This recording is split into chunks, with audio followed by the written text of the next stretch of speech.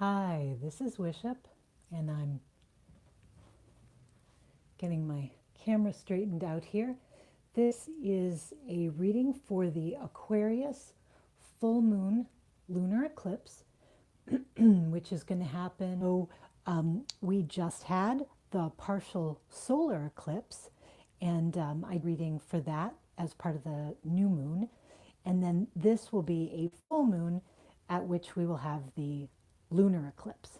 So eclipses are generally thought to be more powerful, and I think of them that way too. And I think in this case, the lunar eclipse is going to be a little bit like an X-ray. So there will be things that we see that we cannot normally see in ordinary light. And the axis that the eclipse is happening on is very important because it's Leo and Aquarius. So Leo is self-expression, it's joy, it's children, it's sports and leisure, it's a kind of star quality, charisma, but also leadership, enthusiasm. It's having your heart on your sleeve, so to speak. So these are sort of leonine qualities. And then when we look at the axis of Aquarius, we're dealing with ideas like judgment, logic, humanitarianism. So you might think of Leo as a little more personal sense, and then Aquarius takes a little larger, bigger picture view. It's a very big picture sign. It can be a sign of judgment, of making hard choices, but also pursuing high goals. So those are the kinds of things that you see with this fire sign of Leo in the axis with the air sign of Aquarius. So when the sun is in Leo, and it's going to be at 4 degrees and 44 minutes. So for those of you who are numerologically inclined, that 4 degrees 44 minutes where the sun is in Leo and the moon is at 4 degrees 44 minutes in Aquarius, obviously, so they can be in polarity with each other, that may be very meaningful to you in terms of your personal mission. And I think for me, the message of this eclipse, at least as I understand it so far, as I've been thinking about it, has to do with your personal sense of mission. Mercury is going to go retrograde on July 27th in the sign of Leo. And so it will move back so that by the beginning of August, or I think August 9th, it's going to cross or conjunct, meet up with the sun again as it's going retrograde. And then we're going to end up having a little later than that, we're going to have our last solar eclipse, partial solar eclipse of this particular set, which has been a set of 3. So it's an interesting time, like the Chinese curse, may you live in interesting times, which I think might not be a real curse, but it's a saying that makes so much sense that we all, a lot of us like it. So the idea, I think, is that you are going to need to look within at your true mission. And when you consider groups and organizations, and this is something that's been coming up with this Aquarius and with Leo and Aquarius with the moon's nodes there, you're going to need to look at how well you are supported by those organizations, how well those organizations fit in. And when I say organizations, it doesn't have to be a formal one. It could be an informal group of people, but it's probably not your direct family. It'll be a larger group than that, or a community group, something like that. It can also be a remote group or an online group. So the idea, how do these causes, these popular causes, for example, that you're involved in, how well do they suit your personal mission. And when Mercury goes retrograde, yes, there'll be the usual glitches and whatever, and you'll have to, double check things. But the important thing, when it goes retrograde in Leo, it's saying what is really at the heart of your message, of what you want to bring out to the world. Because Mercury is a messenger, but it's also involved with commerce and travel, uh, obviously communication, but also healing. So where it goes retrograde in Leo, you get a chance to look at the heart of your self-expression. What is it that you're putting out there? And what is it most important? What is the priority to put out there? And in this Aquarian sense, are the big organizations or larger groups you're a part of, or goals that you perhaps identified in the past, are those in keeping? Are those really in keeping with where your heart is at? Because if they are, all of that is going to be strengthened. But there's also going to be this X-ray quality that eclipse light has. It's unusual light because it casts a light on things, but it allows us to see things that ordinarily we can't. So I think of it sort of like an X-ray. So we're going to X-ray our situations and look at them. So where we're not being true to ourselves, we may see that in ways that are even uncomfortable, in ways that we are putting our personal goals or our personal missions for healing out onto the larger group. I think that's going to be reflected. I think this is going to be an opportunity to see a lot about what we're projecting onto others and what others are projecting onto us, especially in terms of judgment. If I have a particular passion or difficulty or wound, even with Chiron and Aries, the house of self, a wound around a certain situation, is that causing me to judge other people through that lens in a way that may not be authentic or fair, right? Or are other people doing that to me? Are they looking at me with this lens of judgment that is stifling my ability to express myself in authenticity, right? So I think those are going to be issues, and boy, are they big ones, right? We all have to find our place in the worlds that we occupy and figure out how we can express ourselves in a way that is not only true to who we are as unique, special, vital, essential individuals, but also how do we make peace with the larger world and larger organizations. So I am now going to flip these cards and get into the reading. So I did a 9-card spread with my beautiful, oh, let me show you. This is the Sugar Skull deck again, which I really am enjoying a lot. And we're going to go, we're sort of doing a mid-range and a high and a low kind of a spread. Oh, hello. We'll get these all flipped over. I forgot to do this. Well, I guess it'll be all right. Okay, so what's at the heart of this is the Two of Clubs. So this can be a card of agreements, of partnerships, also of building bridges. Now, if you look at this, you'll see this card is in reverse. So it's one of the cards that doesn't show in reverse, but I still think of the idea that there may be a difficult aspect to this card because of the reverse. So in this sense, it's not just a building bridges kind of card, which is one aspect of it. It's a crossing a threshold card.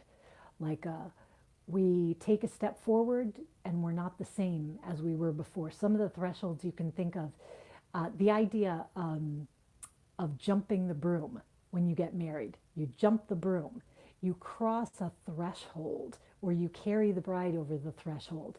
These are these symbolic passages out of one status and into another. Clubs, for me, a lot of times will have to do with public status, and it looks like it may be about to change. And I think of this as a door number one, door number two kind of card. You can't have them both necessarily, but you are making choices, and those choices are going to have public implications of the agreements you make, the alliances you make, and those that you leave behind. So if we look toward the past, we have this Eight of Clubs, which for me is always a card of allies. It's always a card of your posse, of sort of who's on your side and how are your group efforts organized. So for me, this can be a card that really has to do with some of those Aquarius energies. Even though it's a fire card, it's sort of like, how are we amassing our troops, so to speak. Now in this case, this one is also in reverse. So there's a question as to whether or not our allies have really been serving our interests, or whether or not we feel really unified. Are we in conflict? Do we have conflicting agendas? And so as we go forward here, we see the Jack of Diamonds in reverse. Let me hold this up here. You can see it. I hope that's in focus. Yes. Okay, so this, I think of, this is generally a good card. It's in reverse. It's, for me, a sixth house kind of card, like a Virgoan kind of card. It has to do with your daily life, your duties, your obligations, your routines, the kinds of things you're doing for your health and well-being. It can be your job card. It's not so much your career and aspirations card. It's your day-to-day job card, whatever you think of as the duties, the obligations that you have in life. And look at this. They're changing. The day-to-day life that you have is changing. Your duties are changing. And it could be that these allies are going to see this as shirking your duty, shirking the vows, perhaps, that you had to them, if you think of it that way. And there are other cards here that are sort of reinforcing this message. So let me get to the top line and the bottom line. At the center, which we think of as sort of, here's the situation you're in now, we have the King of Hearts. So the King of Hearts can have a lot of different meanings, but for me it's a scorpionic card, so it can deal with issues like love and death. Its classic ruler was Mars, which makes it warlike, but also has to do with the heart. Mars is the planet of the heart, of the passions, and of the emotions that you wear on your sleeve, and of courage, things like that. So Mars is the classic ruler of Scorpio, but Pluto is the contemporary ruler, which has to do with issues of power. And the King of Hearts, because I also tie it to the King of Cups, to me also has to do with Neptune. So I think of the idea of the bounty of the sea, but also the fear in it, the terrors of it, because there's an ambiguous nature here. So Scorpio can also have to do with other people's money. So it can do with gifts, it can do with passions, but it can also have to do with vice.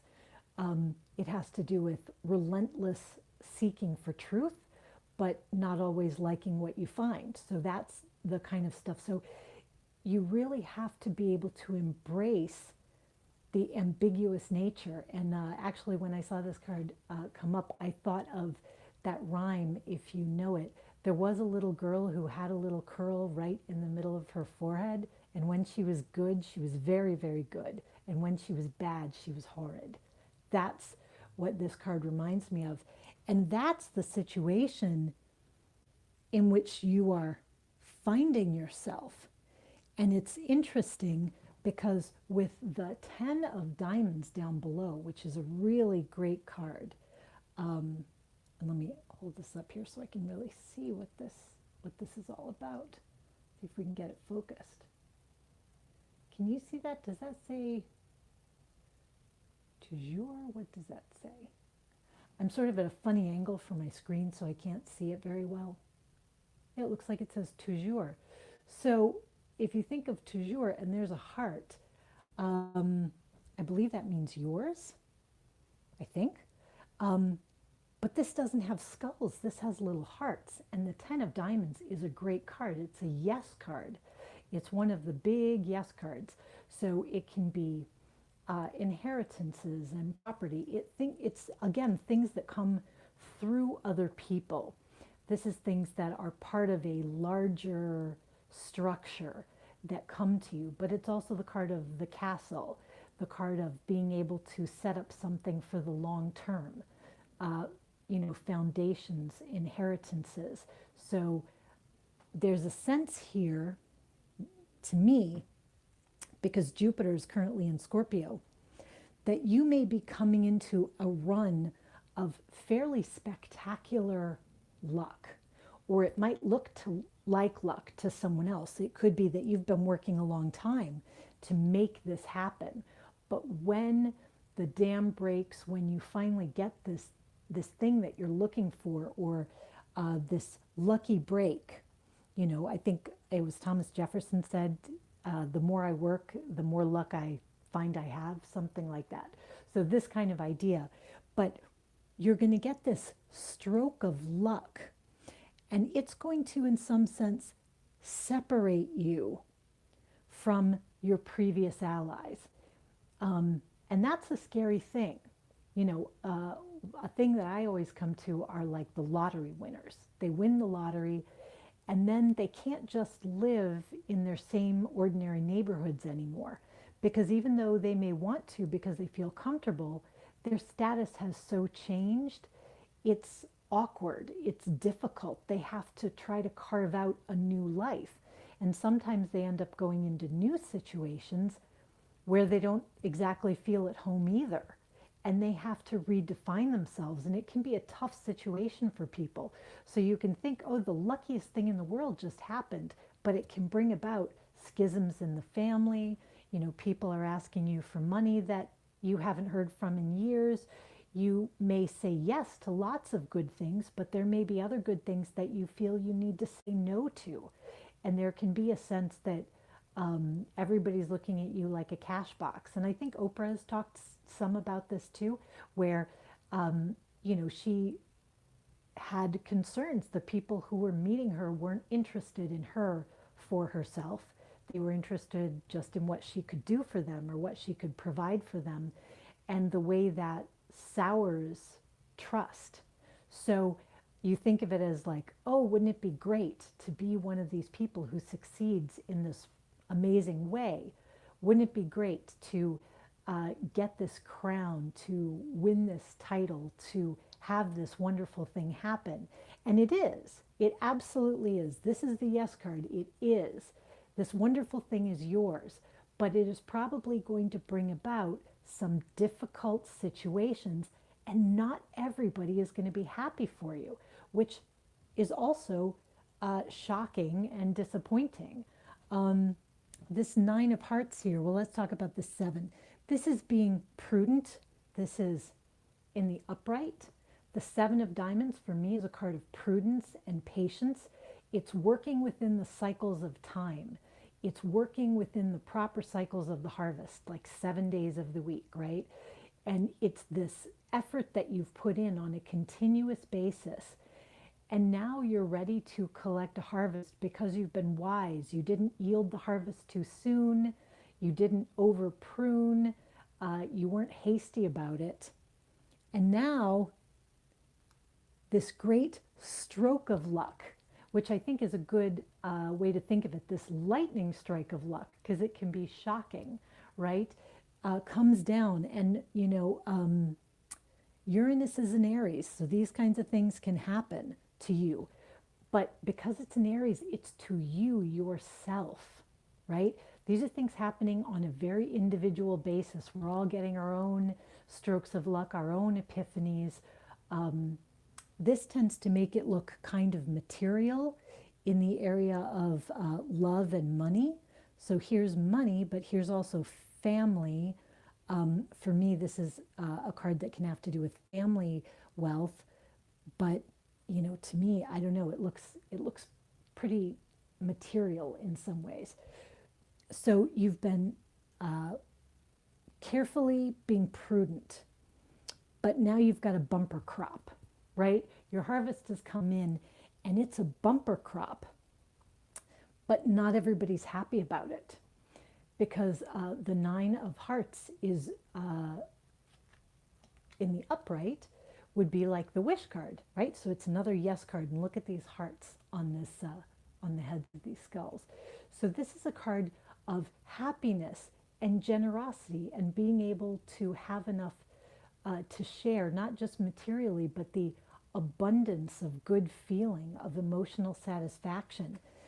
And in the reverse, I think of it a card as you're not pleasing everybody. You can't please everyone. You may feel undeserving. This in the reverse for me is a card of feeling undeserving of what you have, of not feeling worthy, and even of making enemies because it's the nine. So this has to do with the way you relate to the larger world.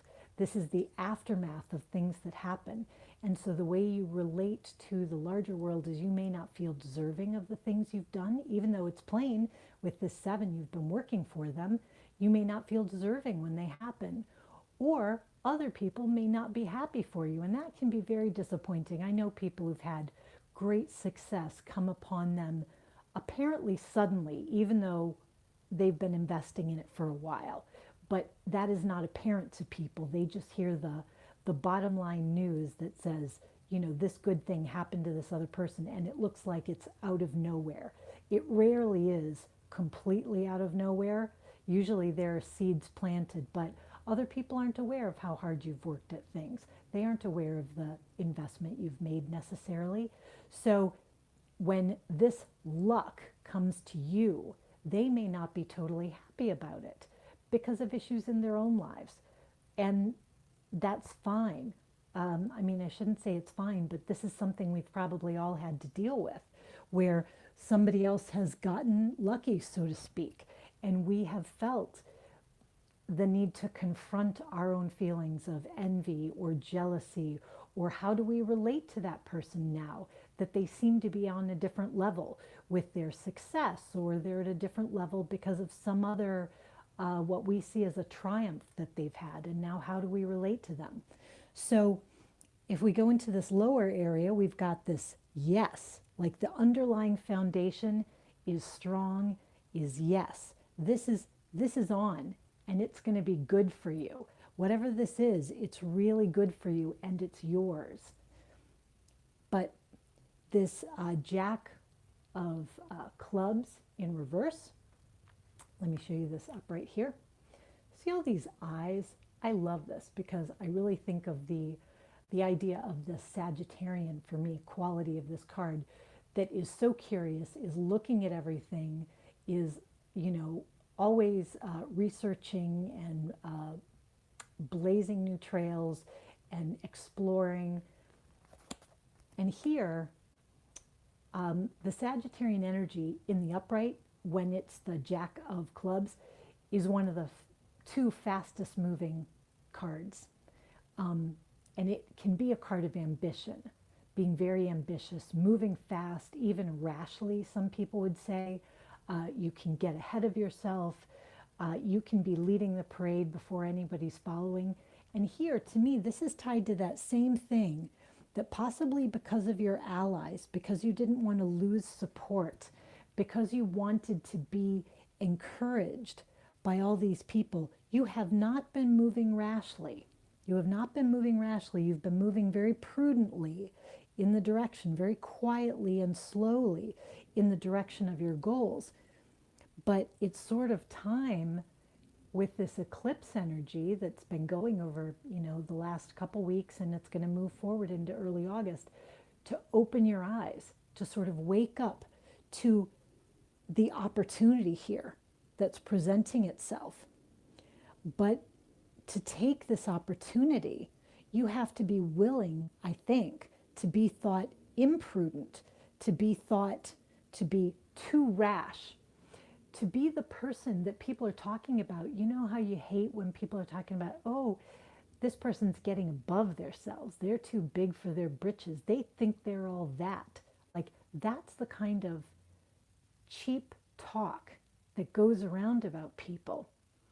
So that instead of modeling their success or being genuinely happy for them or thinking about if there's anything we can learn from it, we just talk down the good things that happen to them because misery loves company and the rest of us should just sit around and talk badly about this person.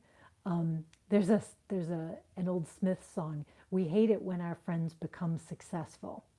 And I think this can be pointing to that attitude where good things are happening for you and your allies are not necessarily happy about it. And in fact, when they see you leaping forward into this newness, they're liable to accuse you of being unthoughtful, unwise, of acting too rashly, with too much quickness. But in fact, I think that they are not very aware of everything you've put into this. They might be aware in a general way, but they don't know how long you've been working for this. And you've been working for it really without their support, to be honest. It seems like you've tried to maintain their support in one area, but meanwhile, you've been putting in actions in another. And you've been kind of doing it on the DL, I would say, like a little bit quietly, a little bit, see, out of the public eye. If we think of the way these cards relate, it's sort of out of the public eye. You've been working on something for quite a while, and you're going to hit a threshold with it where you have to make a choice and where it can be so good for you. But you have to be willing, as we finally get to this card, to go it alone. And see, this is the Ace of Spades card, which some people will call the death card. But I do think of it as a bit of a do or die card. But these are the battles that you take on yourself, right? So when we think of the Ace of Swords and we think of the fact there are the laurel wreaths of victory, this is the battle that you decide to join. This is the battle that you want. But when you take it on, you may look like you're going off alone, right? And you're going off alone for your glory. You don't care about your previous obligations anymore. You don't care about your duties, to other people, your everyday life. You're just going off and doing your own thing now. And that can seem somewhat disloyal to other people. That is, I think, perhaps the price of change that's being talked about here. The other thing I want to mention, if this King of Hearts is a character, is a person, it could be that you're leaving one set of allies who weren't completely in tune, and you're being offered a chance from another ally who is a very powerful one, who says it's my way or the highway, yes or no, and you're going to have to go it alone too. That ally is not necessarily the answer to your prayers either. If that's who this person is. If this is a situation, this situation is going to force you into a decision point.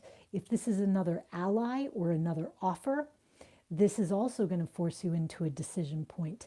The underlying energy is that success is yours, but you have to be willing not to make everybody happy. I flipped a clarifier for this ally card here because I was interested to know more about it. And I got the King of Spades in reverse. So in this case, I thought it was really interesting because this King of Spades has candy for eyes and a candy corn nose. So it looks very sweet, but here you've got the sting of the bee. And so the idea is that I think of this as an Aquarian card, there can be harsh judgments. No other way to say it. Harsh judgments coming your way because you have to follow your own light. I don't want to spend more time talking about the price or the cost or the difficulties, even though that's the way human brains are wired. We're wired to think more about the stuff that could harm us than to think about the stuff that's good for us, because, there were times and are still times when people are very much under threat. And so concentrating on the problems is a way to try to deal with tough situations, to diffuse them, to find solutions. But that wiring can be so habitual that we forget to think about the good things. And we spend all our time, I've seen readings, and this is not to bag on anybody, I've done it too, where you spend all your time talking about like a tiny difficult card in the minor arcana and ignore the spread that's got major arcanas going your way and overall looks fabulous. And then we spend all our time talking about but you might get caught in the rain for 5 minutes without an umbrella. And then we spend all our time talking about that. You need to celebrate yourself. You need to celebrate the fact that you deserve this. Even if other people don't see everything you've done, you have worked for this and you deserve it. And you should be able to go forward and enjoy that moment of glory, even if other people maybe don't understand and maybe they become alienated by it. There can be a little bit of alienation of affection here, but that's not the point, because what they're offering, which is like the sweetness of their good opinion, the price of that is to give up what you've worked for and to give up your right to choose, to say, I have to build a bridge with you no matter what you do to me so that I can maintain your sweet opinion. As long as I don't change, as long as I don't change my everyday way of living, as long as I don't change so that I can fulfill my duties to you, you'll say sweet things about me. But what have I given up? Because this North Node in Leo really wants you to pay attention to where your heart is at, where your interests lie. And you may feel like, just an ace in comparison to a king, if this is another ally, or in comparison to this reverse king, you may feel like I'm just an ace. But one person with conviction is a majority. That's another quote. I don't know why I'm so full of like sayings today, but I am. But one person with conviction is a majority, and you have to believe in yourself. You will find new allies, new tribe members, and new vistas to explore. If you've been stuck, this is the dam breaking. The dam is breaking, but when it breaks, it's going to break in ways that are dramatic and unpredictable to you. And you have to be ready to ride that wave, because I think it's going to take you away from certain things that formed your life. It's taking you over a threshold, and it's a threshold that you can't return from. And so we always think forward looking about how great that is. And we rarely think about, yeah, but we're going to have to say goodbye to some things and we're going to have to mourn some things. And that is a legitimate thing to do, to realize that the process of moving forward is also the process of dealing with what's behind. And in this case, because we've got 9s, 8s, and 10s, it has a lot to do with other people and society and the changes, our change in status or our change in lifestyle, and the way other people perceive it and how their feedback can affect us. So definitely we're thinking about these judgment issues at this lunar eclipse. I think you are asked, what if your dreams came true? What if your dreams came true? What would it really mean to your life? what would be the first thing you'd have to do? And instead of thinking, oh, my dreams come true and everybody who's been on my side is still going to be on my side, to be realistic and go, you know, my dreams could come true. And that could actually be hard for other people who have to fill my needs in another way. You know, let's say you get the great new dream job you always wanted. The people at your old workplace might have to fill your duties for a while. And that might be grumbly for them. They may not enjoy that. It might be more difficult for them. You can't let that stuff stop you if your future direction is a true, authentic expression of your heart, of yourself, and of what you think your divine path is. You just have to be ready that there are going to be pulls on your cape, so to speak, and to try to deal with those compassionately without compromising yourself, without compromising the thing that you've been working for. So if you get that overnight hit success, and you know, whatever that turns out to be for you and whatever you want it to be for you, I hope this eclipse brings it to you. And I hope that you find the way through it, even if it's got some challenges, is so worth it and is so satisfying, extremely satisfying, and that you focus on the great parts of it and how much you created this for yourself. Oh, thank you, Kim. Yeah, so that's what I see. So it's still a very exciting time. Yeah, it's going to be an exciting time. But in order to make progress, you have to be willing to have other people be alienated and have other people, if they choose to be, not because you're trying to make them that way, but have them be alienated if they're going to be, and also to, if they choose to take their feelings in opposition to your good fortune as they see it, that's their call. You still have to go forward and do what you have to do. And I wish you much luck. And until next time, rock on with your bad selves.